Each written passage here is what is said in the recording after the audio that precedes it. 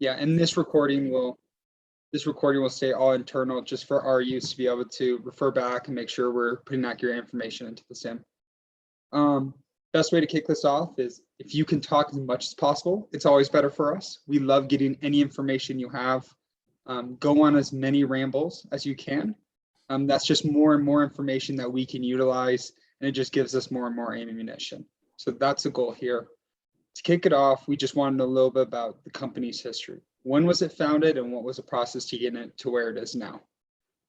So it was founded in 2009 on the basis of my previous work history. So I graduated in 2004. I worked for multiple groups for about 3 years after my dental school, and I kind of learned a lot of good and a lot of the bad. I worked for 100% Medicaid office that had high volume, high traffic. And then I also worked for like a PPO, high cosmetic practice as well. And, not coming from dental school, you really don't know what you're getting yourself into. So I kind of had different job opportunities. So I took them both. And then throughout the last 3 years, or my first 3 years out of dental school, I really started gravitating towards the patient pool that was more appreciative of dentists and their work. And that seemed to me to be your working class citizens. I didn't really care for your higher end, all cash cosmetic type clientele. I loved doing those procedures, but I just gravitated more towards gratifying patients that love the dentist work. So with that being said, working at a full Medicaid office, 100% Medicaid office at the company I was working for, I saw a lot of bad where there was no patient experience. The patient experience was very poor. They were just run in like assembly lines, no rapport, no customer positive experience whatsoever. Ended up leaving that company and working for a couple other large DSO groups. One had was in network with PPO, had Medicaid and discount plans like HMOs, DMOs. I just thought that was horrible for all the providers that were there to have the HMOs and DMOs. So it didn't stay there very long. And then at that point, I was just like, man, I was pretty confident in my skills. I could do a lot of the specialty work myself, meaning ortho, endo, pedo, implants, oral surgery. So I could do a lot of that specialty work on my own because I took a lot of CE credits throughout my first couple years out of dental school. And with that being said, I was confident enough to now open up my own office. And with that, I wanted to really get back to my roots from Amarillo, Texas. That's where I'm born and raised. And it's a small community, very loyal, very family, community driven. We do anything and everything for everybody around us. And that's kind of our motto. I brought those values to Dallas, Texas, and opened up my first office with those goals in mind, is to treat the working class citizen with no discrimination. That's why we did take some Medicaid. It's pretty much an open door. Anybody could come into the location as needed if they needed dentistry. And I didn't want to discriminate for age. So I wanted to see all ages from 6-month-old to grandma and grandpa. I wanted it to be truly family dentistry. And I wanted it to be truly comprehensive dentistry to where if I could handle most of the cases in-house, then I would do that. Once I started my business, I opened up another business soon after that. And knowing the heartaches of it, I started hiring my friends that were specialists who helped me see the overwhelming amount of patients that needed this. And they were some specialists. So it just dawned on me that this concept, this in-house specialty, was the right way to go, because I was referring some patients out to specialists and I did not know them. I did not know their work. I did not know their care. I didn't know their patient experience. And so my patients would come back with poor reviews. And so I really took that to heart and then took everything that I've been learning and tried to keep it all in-house, tried to vet out my specialists, tried to know exactly how they're going to treat, make sure that their philosophy is kind of like mine in treating, care for everybody the same, no matter who you are coming in that door. So really the in-house, all under one roof, comprehensive dental care was pretty much born. And it was doing well. I mean, just treating people well and having fair prices. It was a very easy equation for me to be successful in the beginning of my business. With that being said, I've always strived to be an entrepreneur, and I've worked for groups that had multiple locations. One group made me a dental director, so I was overseeing like 7 offices and grew them to about 15 offices while the time I was there. So I did see the kind of that growth model and enjoyed that part of it, the business part of it. So with that being said, I didn't want to grow too fast because I saw that to where my quality of my patients go down. So I saw that with my own eyes, and I just can't do that. So, with my model, I kind of grew about 1 or 2 de novos a year, depending on my stress level and depending on how I could manage the quality of dentistry that was being given to the patient. So I think that we could have grown a lot more, but however, my quality and my compliance, I would like to make sure that it didn't go beyond my comfort level. And that's kind of how I just kind of stuck to it from day one. Every office that I opened was a de novo model. Everything was managed and created by me. And I've never veered from that since day one. And so it's really family dentistry, all specialties included under one roof. That way we can take care of that patient in that one brick and mortar, whatever age that you are. That's wonderful. Yeah, that's great insight. One question from that is, do you remember the year that you really started integrating more specialty services at your practices? So it was really from the beginning. So to get to the exact facts of my whole history, 2007 is whenever I opened up my first office by myself, and it was truly an ortho office. I was a general dentist doing orthodontic services by myself. And then I also opened up an office the same year in Denton, Texas, as a family dentistry office. I opened that with a couple of friends of mine.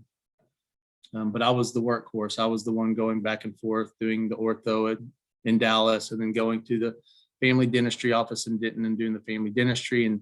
And with that, obviously, came a lot of travel time, and just physically couldn't be there. So I had friends that were specialists that would help me out to take care of these patients. And that's kind of how it dawned on me that this is great. I can talk to my friends that are specialists about the work that I need done on my patients. It's all in-house. I can control it. It'll be the best care that these patients can receive. Because if you have 10 different dentists in the room, you're going to probably get 10 different opinions. So keeping it controlled in a controlled environment was key for me. And that was what's great for my patients. They loved it. So that's kind of what spun the whole under one roof, family dentistry, all specialties included under one roof. So 2009 is when I branded Smile Workshop. My first 2 offices weren't called Smile Workshop. So once I figured out exactly what I was going to do with those first 2 offices, 2009 is whenever I branded Smile Workshop to be what it is today. And it's that family dentistry, every age, no discrimination, open door, full comprehensive care for every patient under one brick and mortar. So 2009 is when I started the first Smile Workshop.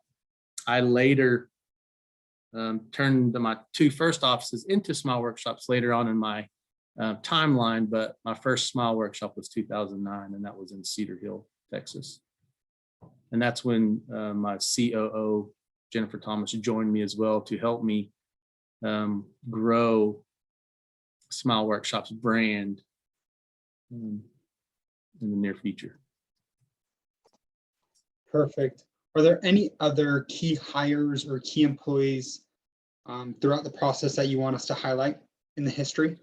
Yeah, I have two business partners that came on later in my future. It was Dr. Kyle Jepson, which went to dental school with me. He was 2 years younger than me in dental school.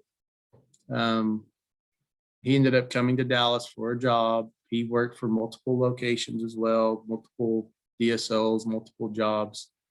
And as we started talking, we kind of started talking about philosophy, and our philosophies really matched. His genuine, his heart matched as well as to the same as my extent. So, knowing him as a friend, knowing his dentistry is high quality, he believed in what I was doing with Smile Workshops. He wanted to join Smile Workshop, and I was happy to have him join. So in 2010, we opened up an office together in Balk Springs. And to this day, Dr. Kyle Jepson is our dental director. He is the one that helps and maintains the quality of dentistry where it's at today. Him being a great, well-rounded dentist as well, is training all of our dentists that come on board to be the best that they can and to have the quality assurance that we would like to have going forward. So that was one big key hire in my growth. Another is a partner that Dr. Justin Ashton, he actually came to me out of dental school, fresh out of dental school, and worked in my Hearst location. And he worked for me for about 4 years as an associate. He too showed the same heart, the same compassion for patient care, the same philosophy that we exhibited, and he wanted to be a part of Smile Workshop. And again, it's hard to find people just alike, but these two guys, I feel that we're pretty much twins in the dental field. I mean, it's the quality that we demand, the excellence that we demand is spot on.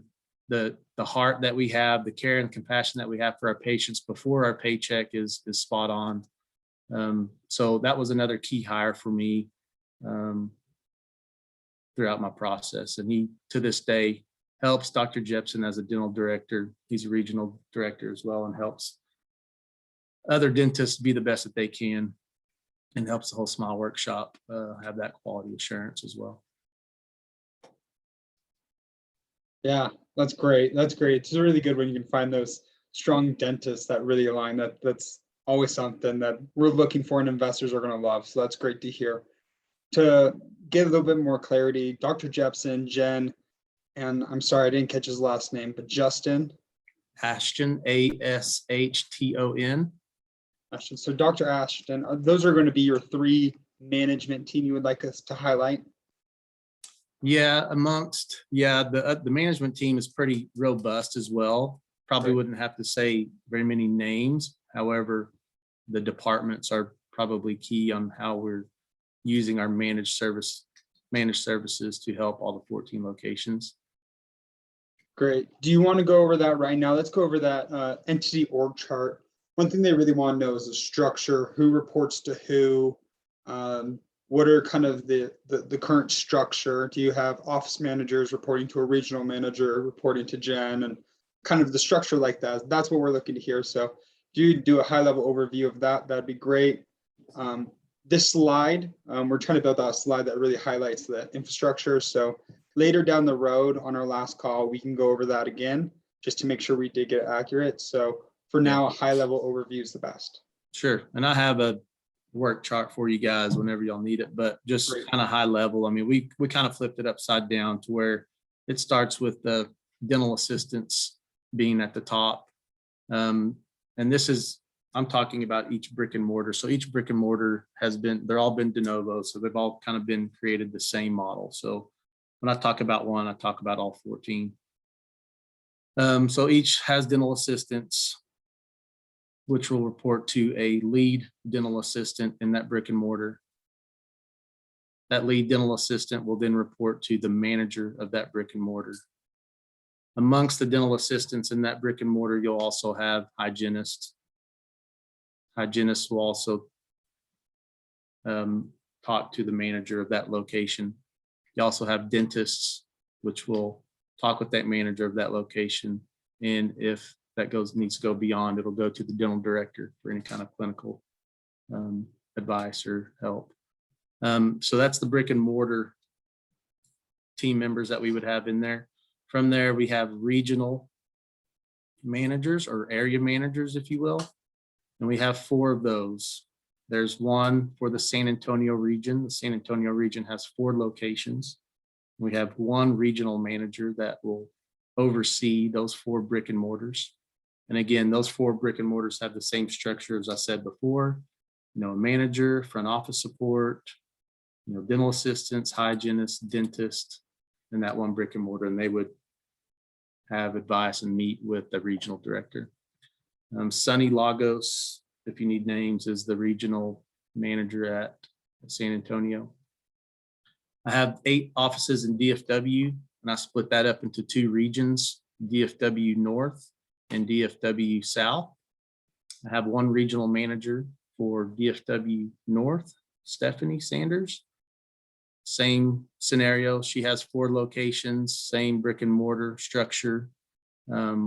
She does have an actual area or regional dental assistant that will help her in trainings, anything on the clinical side of things for the dental assistants. Then the region DFW South is managed by Maria Garcia, and she has 4 locations. She too has a lead area dental assistant that helps her with the 4 locations, just mainly with the clinical side of things. And again, the same setup on those brick and mortars: manager, front office support, dental assistants, hygienists, dentists. And then we have Amarillo. Amarillo has 2 locations, and it has a regional manager for just the 2 locations. Her name is Zandra Huseman. Amarillo has a little bit different feel, if you will, than the other small workshops. Amarillo is more of a smaller community, less competition, so meaning more patients that we're seeing. My offices there are the biggest offices there, so they don't really follow the structure of my DFW San Antonio de novos. They were both de novos, however, they're just bigger because of the need. There was a lot bigger, more patients. And there we have 1. We evolved into 1 general dentist office, and then we evolved into 1 brick and mortar that's just specialty procedures, just because of we started out with 1 general dentist location, just like all the small workshops, and had specialties coming in once a month like we do at the other small workshops. But this one grew so fast that we needed a whole new brick and mortar just for specialty services alone, and a whole new brick and mortar just for general dentistry services alone. So this is a little bit variance of what we've done in all small workshops, but it was just due to the sheer need and volume that we had there in Amarillo. But still kind of the same business strategy. All starts with your hygiene and your general dentist base core, and then from that you will receive all your in-house referrals from that strong hygiene department and strong general dentistry department. Do you know how From many? those- Oh, sorry. sorry to interrupt. Yeah, from those brick and mortars. So that's just the local levels, right? Office levels. From there, then the regional assistant, the regional manager, excuse me, will then report to our COO, Jennifer Thomas. And Jennifer Thomas would obviously report with me. On the management level, we have certain departments. We have a centralized billing organization, so a CBO that consists of a director, a manager, and several billers and collectors, posters, which probably is about 6 or so billers, collectors, posters, with 1 director, 1 manager, which would report to myself and COO, Jennifer Thomas. As well as that, we have marketing and chief experience officer, Brandon Dowdy Ernst, which is one of the key players in the company, helps with Like I said, I'm very high into patient experience and compassion. And so he was specifically hired for patient experience, make sure that that patient journey from every touch that they get from Smile Workshop has a positive experience. If that's from an ad and marketing to the phone calls to, check out, check in to dismissal. I mean, he is responsible and helps with a positive patient experience throughout all Smile Workshop. I would put him at one of the key players in Smile Workshop's success. Also on the management team, we have a finance controller, Michael Froschheiser. He is, again, another strong new addition to me in my business life. I used to have a third-party CFO type CPA advisor. And right when the pandemic hit, I hired Michael with the goal of having my own in-house financials. But then obviously pandemic hit and it delayed all of our goals and plans. But we are now getting my in-house financials for me so that we can have real-time data on all my financials and scorecards. He is another major contributor to the success and will be in the future of Smile Workshop as well. Under him, there's a bookkeeper. Both of them answer to me, CEO and COO. As well, in the management company, the dental director, Dr. Kyle Jepson, will sit amongst the management company as an officer and dental director. We do have a patient services department, which is AKA a call center. So we have a manager. We don't like it be calling a call center because, again, it sounds too clinicky and not very patient service driven. So we call it patient services department. So anything the patients needs, we're there to service them. It's a small project that we've started. It hasn't grown to its potential. I see this being one of the major growth opportunities in Smile Workshop. We just recently hired a manager. We probably have about 4 patient services department team members in there. We have analytics to track, how they're answering, the quality of their phone calls, but, we can grow this to, substantially, and it's going to help out Smile Workshop overall in general as we grow this patient services department for sure. Other than that, on the management team, there's a front office, if you call it administrator, just kind of helps with the brick and mortar of management, just to make sure everything's in touch. She's a, receptionist. We have a third-party HR consultant that works about 20 hours a week that helps us with our HR. Other than that, those are the main departments of the management company that provides services for the 14 brick and mortar locations. Perfect. That was great. One question I do have is the hygienist. How robust is your hygienist program? Is that a big focus for you guys? What's the thought? Yeah, we behind the believe the hygienist? hygiene is the lifeline of the office. Great. So if we have our hygiene departments full, that gives opportunities for general dentists to obviously have restorative treatment. And then from there, our restorative, or for our general dentist to then refer to our in-house specialists. So that's our lifeline. That's what we want to have very strong, that recall system, that new patient, pool that we have, which I think is very strong. If our hygiene department is strong, then everything else just seems to come into play. And everybody's happy after that. So we really focus on that hygiene department. Pre-pandemic, we had way more hygienists than we do now. Post-pandemic, for whatever reason, it's harder to find hygienists, and they're either a little bit more scared or they're still sitting at home collecting money. But it's a little bit harder now to find hygienists, but still, if we have hygiene appointments for our hygienists and the general dentists that are performing those procedures, then everything else kind of falls into play after that, because we give the office opportunities to find the general dentistry procedures and the specialty procedures after that. Perfect. And what are the doctors pay? Are general doctors, general dentists on W-2 and then specialties 1099? Is that the structure?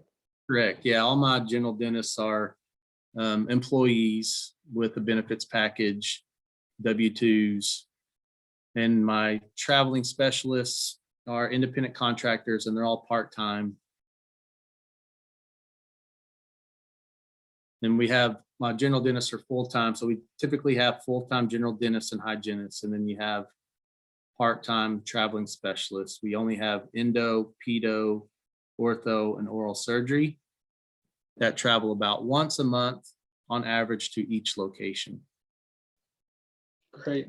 And what are they paid? 25 to 30% of production, net production? How is the pay So for the the general specialty? dentists are paid on a percentage of collections ranging from 25% to 30%.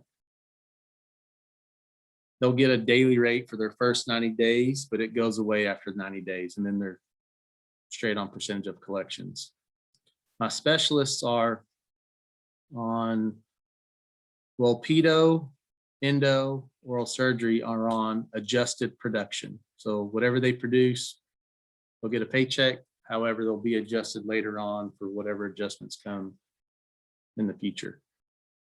My orthodontist is just paid on a daily rate and with the orthodontic case start incentive bonus.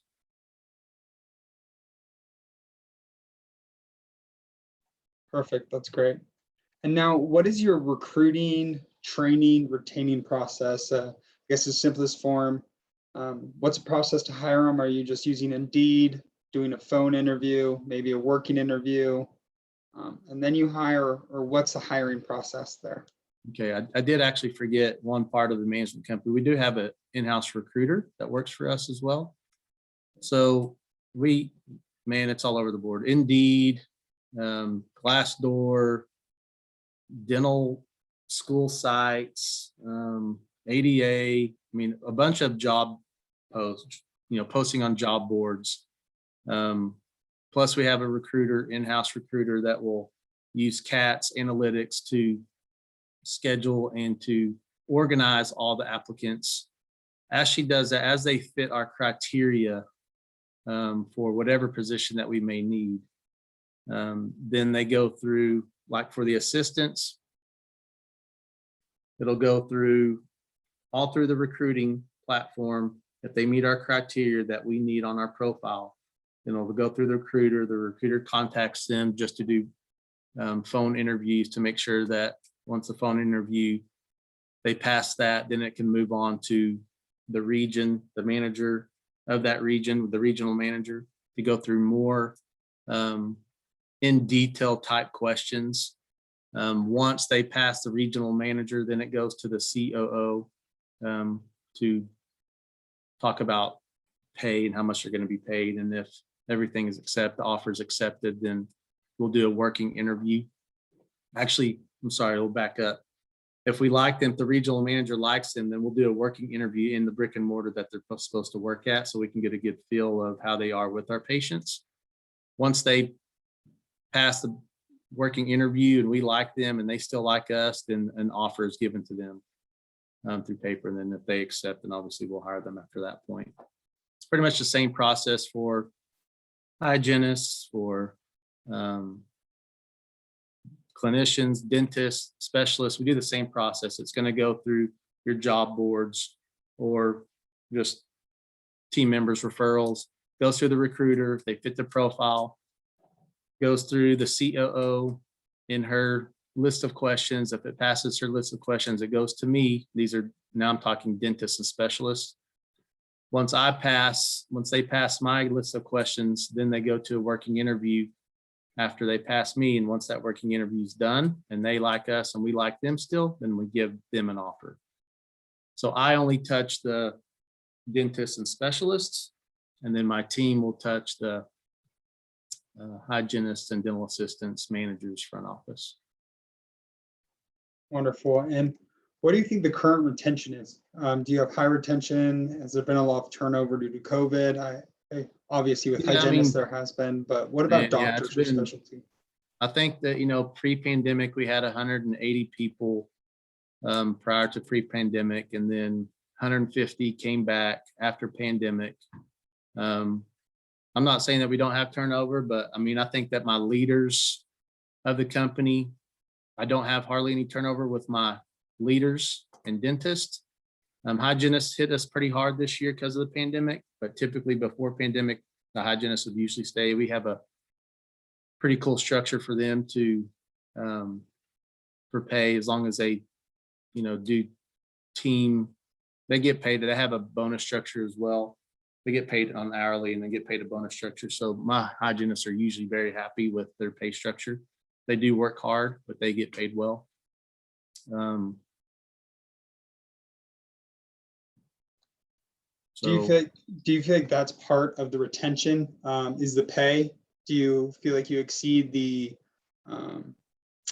geographical pay? So we don't, no, I don't think, definitely not hourly. So I think just our culture alone is what makes them stay, being able to have a voice. Yes, that we have a management company, we run the company, but our hygienists and our dentists, they definitely have voices. So I mean, they want us to manage, obviously, and take care of all the problems, which is fine, but we definitely let them have a voice. So it's really about culture and relationships. One of our core values is relationships matter. And it's really not with relationships matter with employee or with patients, but it's really the employees and the team members. So, we do a lot of fun and cool things that, create culture.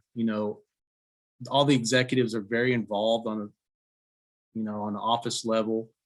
It's not like they don't know us. They get to talk to us. We talk with them. We have meetings with them. It's very family oriented, and that's the way I like it. And that's the way I was raised. And none of us on the management team will have any problem with picking up trash or cleaning anything at the office. And they see us do that every day. And I think that's what they love about it, is we're just as real as anybody else.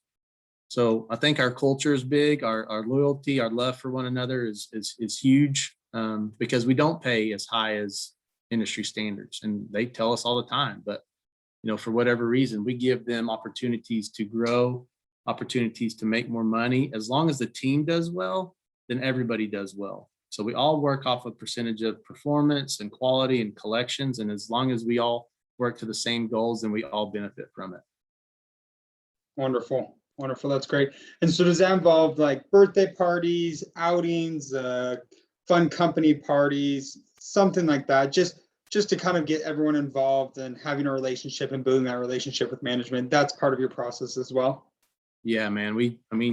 Every month we have monthly meetings. We kind of recap, what the prior month numbers were, and again, we try to hate to not just look at statistics, but, we talk with them after we look at our scorecards and financials, and we meet with the regional managers about action plans about going forward, what successes we had, what failures we had, and we really point out people that went above and beyond, not just for production and collection, but for patient experience. Who created that peak moment for a patient? Who made that patient cry because they're so happy? When we find out stuff like that, then it's on. Then we've got all the Smile Workshop swag that we can send them. Or if the office did well, we've done snow cones, ice creams, lunches. We hold a lot of fun contests with each other, just to, who can have as many Invisaligns, or who can have as many peak moments or good reviews. And then they'll have a mani-pedi or some kind of activity that we'll run these cool activities and stuff like throughout the year. And that's what's fun for me. I like to have a good time, and I think that they do as well. So, and I think that's what brings our culture together, and, we'll keep them a lot longer, and it just makes them happy. And if they're happy, then the patients see it and everything works after that.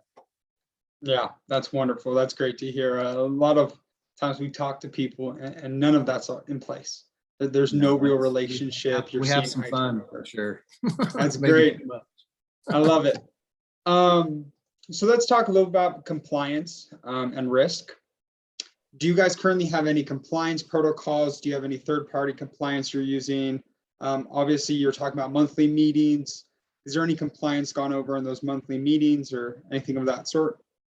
Yeah, compliance is always part of our discussions for sure. We do sedations in all the locations, so we have to be pretty, vigilant to be compliant.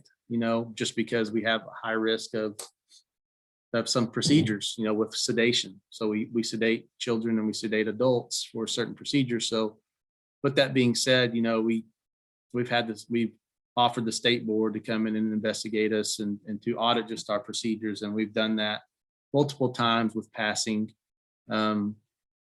Also, we use dental compliance a lot as our reference. So Dwayne Tinker and dental compliance is one of our biggest references that we use to make sure that we're in compliance. And what that entails is, myself, my dental directors, my specialty director, which I forgot to mention, she's pretty key in the specialty director initiative, or just the specialty initiative. And we do have a specialty director that kind of oversees the policies, procedures, and performance of the specialties. So her name is Candace Melton.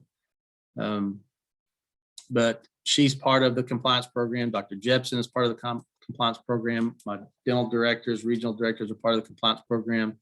We'll audit charts just randomly just to make sure that quality is being done. Every new dentist that is hired with us, they go through a 30-day quality assurance.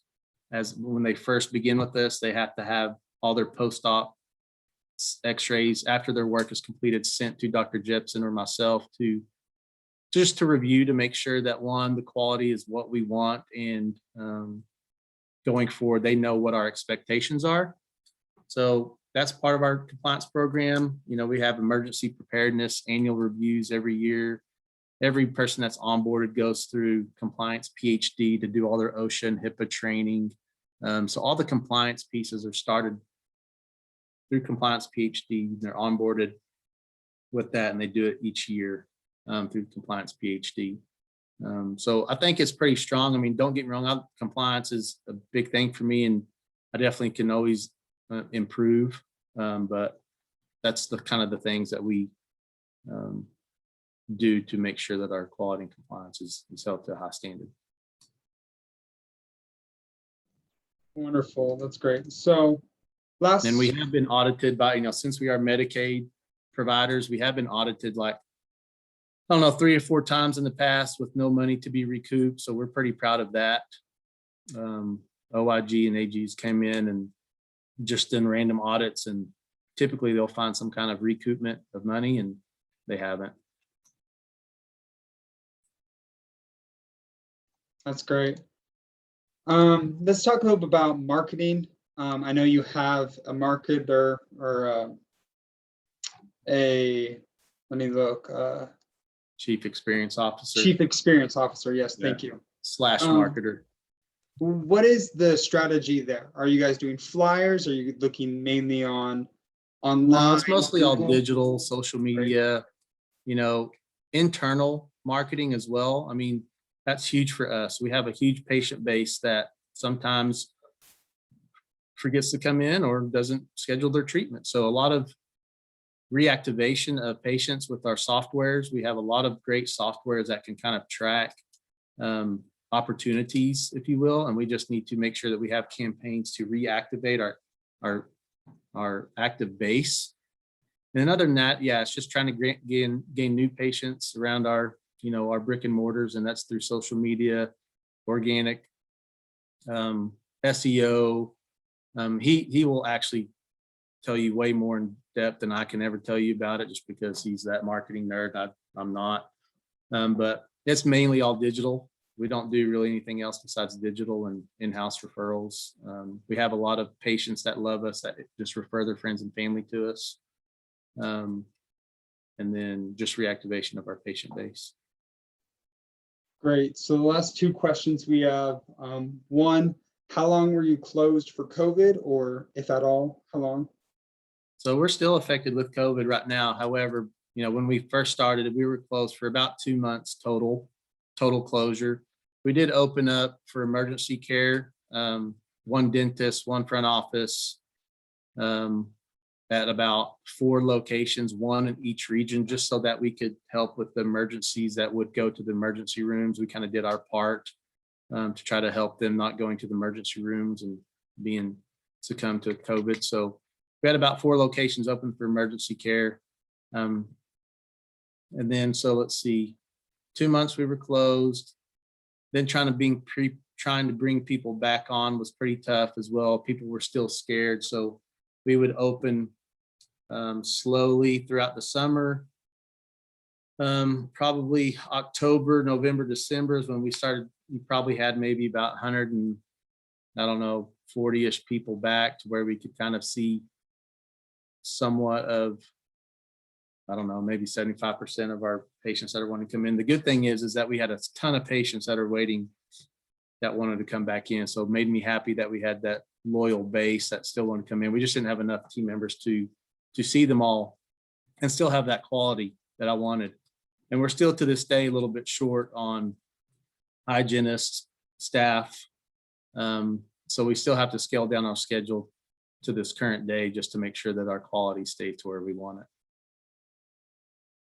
And then last question is growth.